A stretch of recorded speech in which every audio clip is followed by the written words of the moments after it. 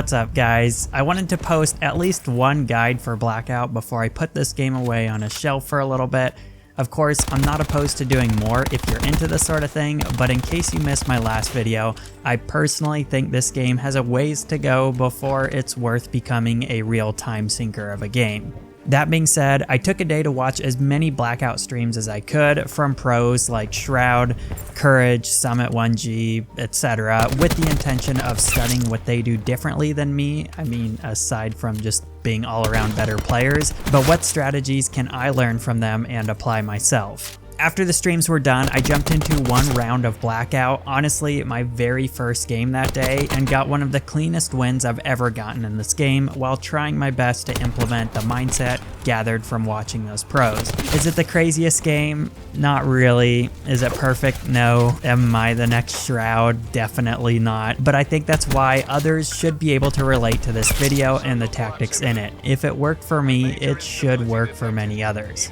So I'm going to walk through that round from start to finish and talk through what was going through my mind, what the mindset was behind the decisions I was making, and how I was playing now after having studied some pros versus how I played before in these same situations.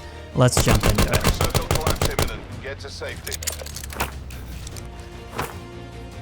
Mission objectives are green across the board.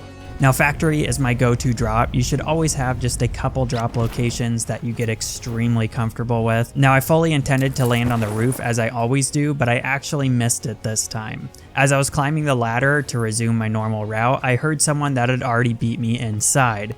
Now the old me would have just pressed on and left it up to RNG whether there was still a gun up top for me and I could come up with armor or utility needed to have a fair fight with the player who's already a step ahead of me. But I noticed while watching Shroud, if he was going to a hot drop and there was a player or two ahead of him, he'd swerve off to a gas station or small houses first in order to get fully geared up before risking an engagement. Usually loot until he had a proper AR, armor, a little meds, and hopefully utilities. So rather than pressing head on towards the other player, I painfully forced myself to retreat and loot around the factory until I knew I was properly kitted for a fight. Now, utility is something you'll see a lot this round. That's one of the biggest takeaways. Do not hoard your utility as if there's going to be a better time to use it in the future. Just worry about the fight right in front of you, not the fight 10 minutes from now, and do whatever needed to come out of your current situation on top. I'm always blown away by how many people I kill, only to find their backpack loaded with perks or utility that they could have used against me, but didn't. Much like you'd stay boosted in PUBG to have that extra edge, you should always have your perks activated to give you that extra edge over others. Anyway, you'll see I pop Paranoia as soon as I find it to help give me a little security while I loot.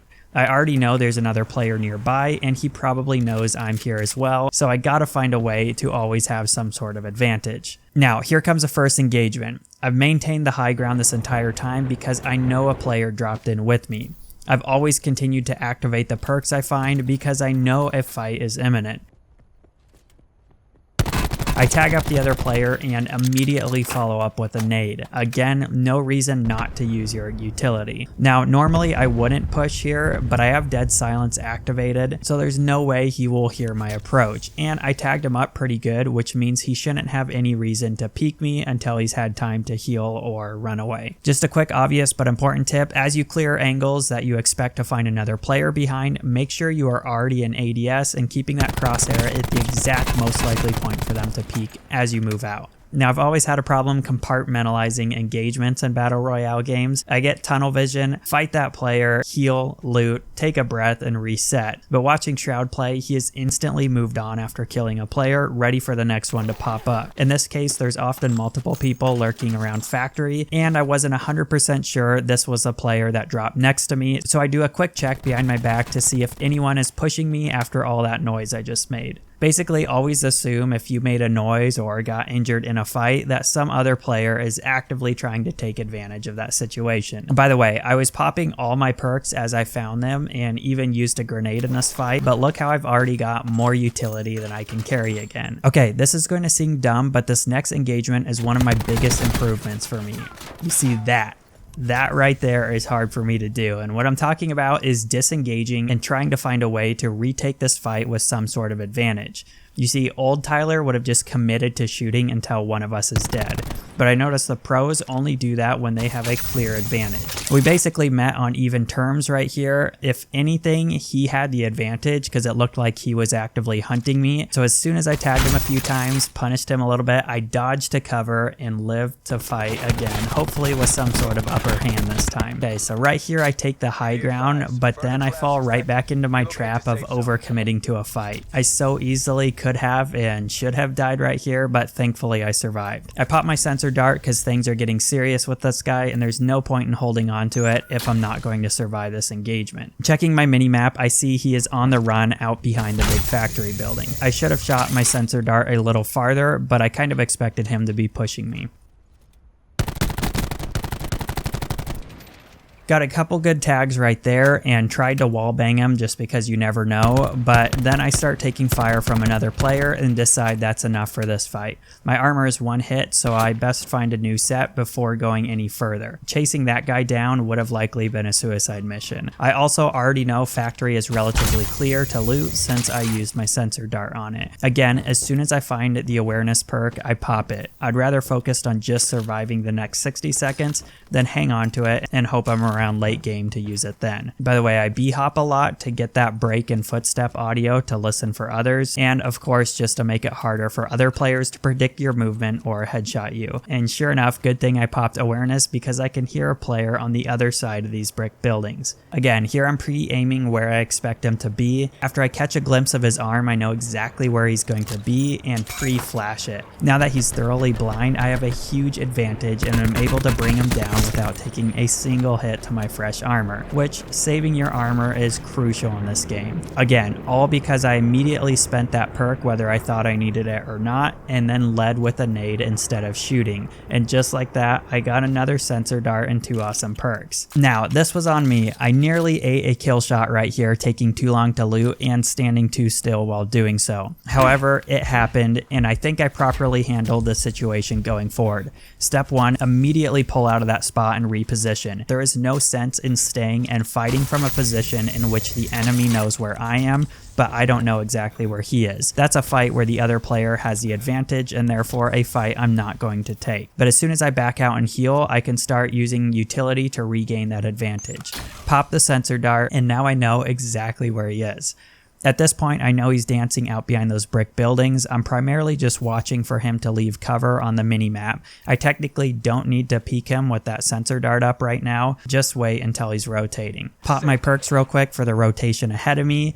Now I see he's on the move and I go to shoot. But thankfully, I've learned and do not overcommit to this peek. I get a tag but immediately back out to cover, seeing him ADS on me and knowing he has a sniper. Instead, I go peek a new angle and get a total of 5 hits on him, which is a sign I need to push as quickly as possible. And you guessed it, I use an excessive amount of utility.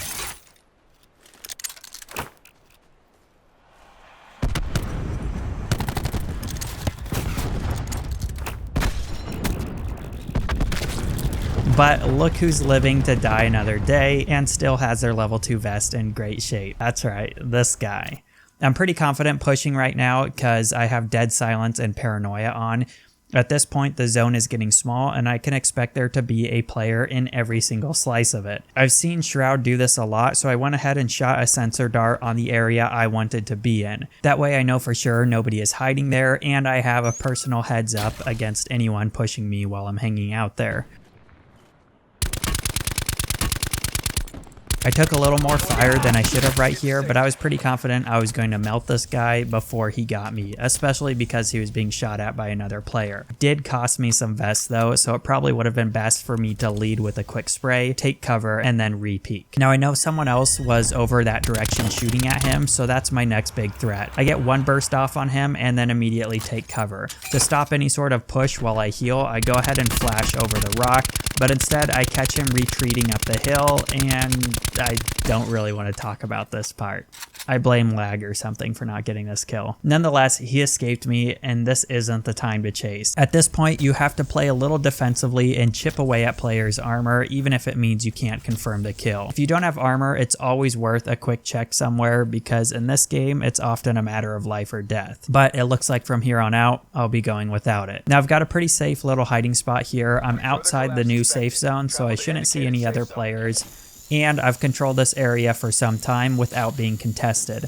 I used my RC car to try and locate the player that ran away from me, and upon further inspection, it appears he went down right alongside someone else. I leave my RC car there and go do a quick check for armor. Now at this point, I heard shots up the hills. I'm going to have to clear the whole hillside before I push down into fracking tower. I'm clearing the very edge right here before working my way in, because you always got to check for snakes in a game that has prone. Based off that gunfire, I was able to lock in on these two players. One down and fracking already, and one sniping from the hill right next to me. He was going to be my biggest threat. Again, lead with the 9-bang and you have yourself an easy kill. Right here, I was just waiting on some sort of cue as to what my next move should be. Either I hear footsteps or a fight breaks out. I heard footsteps and honestly thought it was coming from behind the porta potties. But once that was clear, I start pushing inside looking for the other player. Again, utility goes out first right here. Unfortunately, I don't charge it up all the way, so the effect wears off quick, but we still confirm the kill.